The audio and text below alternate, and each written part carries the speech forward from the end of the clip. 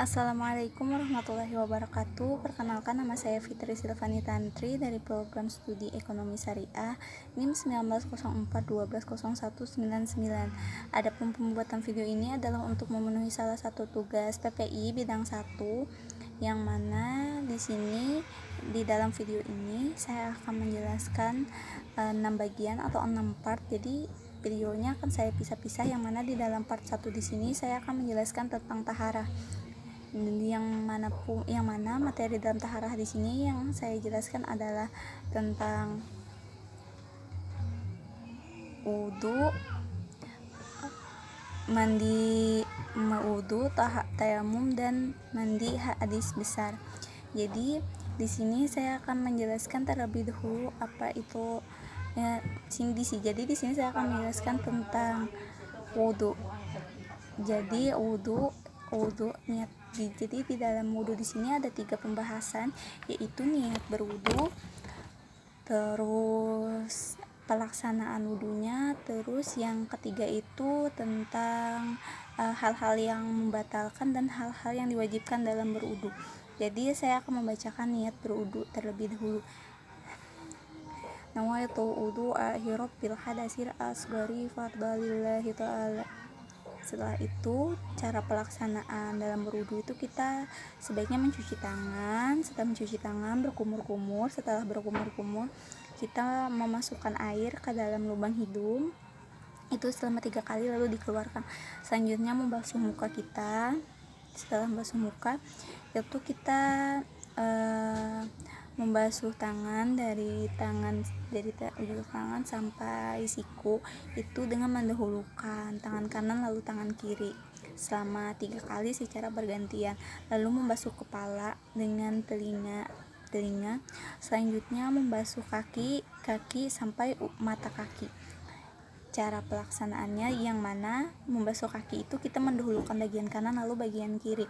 Selanjutnya itu hal-hal yang wajib dalam berwudu itu, yang pertama itu membasuh muka, yang kedua itu membasuh kepala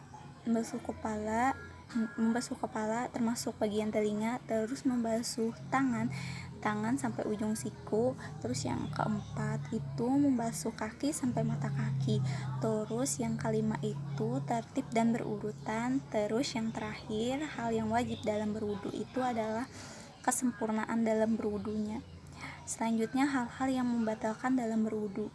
Yang pertama itu kita keluarnya sesuatu dari alat kelamin kita ataupun dari anus, seperti kita buang hajat, kencing, dan keluarnya kentut.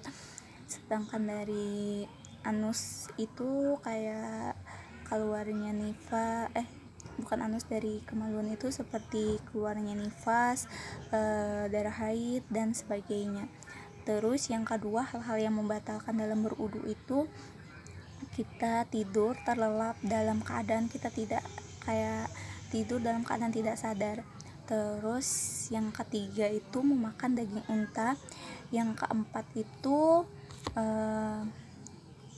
kita setelah berwudu tapi kita dalam keadaan pingsan, mabuk, dan gila. Terus yang kelima ini kita menyentuh bagian kemaluan ataupun anus kita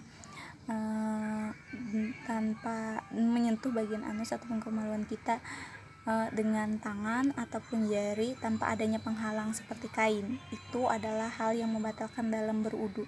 Nah, itu penjelasan tentang wudu. Selanjutnya penjelasan tentang tayamum.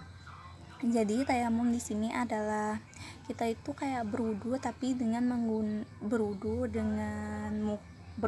dengan muka dan tangan, yang mana kita berwudunya dengan debu yang suci. Adapun niat tayamum di sini adalah nawaitu tayammulil istibasi sholati fardalillahi ta'ala. Selanjutnya itu sudah kita berniat. Saya ulangi ya tentang tayamum di sini. Jadi tayamum di sini saya praktekkan niat langsung saya baca niat dan langsung saya praktekkan. Jadi letakkan tangan kayak di dinding seperti ini. Terus dengan membaca niat, nawaitu tayamum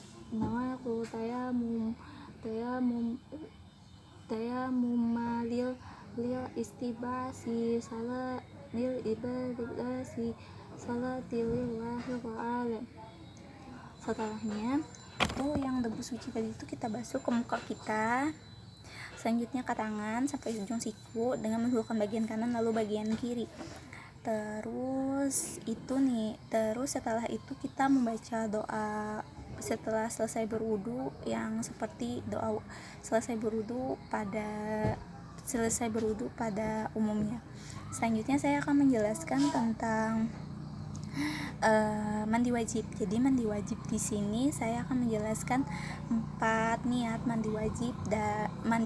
Yang pertama saya akan membacakan niat mandi wajib keluarnya air mani dengan niat nawaitu ghusla lirafil hadasi akbari fardalillahi ta'ala.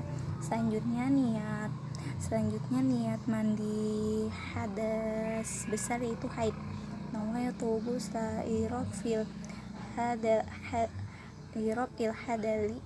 hadli fardalillahi ta'ala.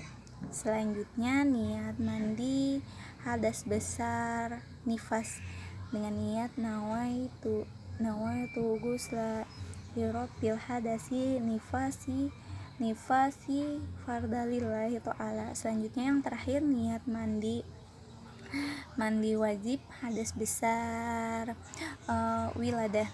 Jadi niatnya itu tinggal diganti, sebenarnya seperti nifas diganti dengan wiladati dengan membaca seperti ini. Contohnya nawaitu ghusla lirafil hadasi akbari nifasi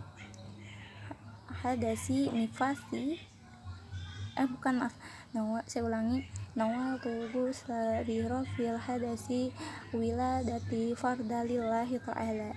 Nah, itu niat mandi wiladah, atau yang mana kita tahu wiladah ini ketika kita selesai melahirkan maka kita akan mandi wiladah.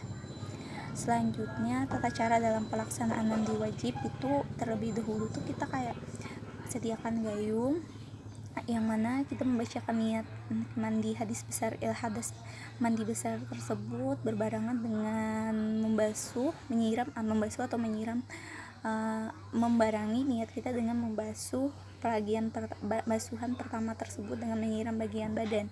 Selanjutnya itu kita membersihkan di mana letak kotoran tersebut seperti keluarnya darah haid ataupun nifas tersebut basuh seperti itu. Nah, itulah penjelasan tentang bagian part 1 saya tentang taharah, yang mana saya menjelaskan tentang wudu, tayamum, dan mandi besar. Baiklah, di video selanjutnya saya akan menjelaskan poin kedua tentang sholat wajib.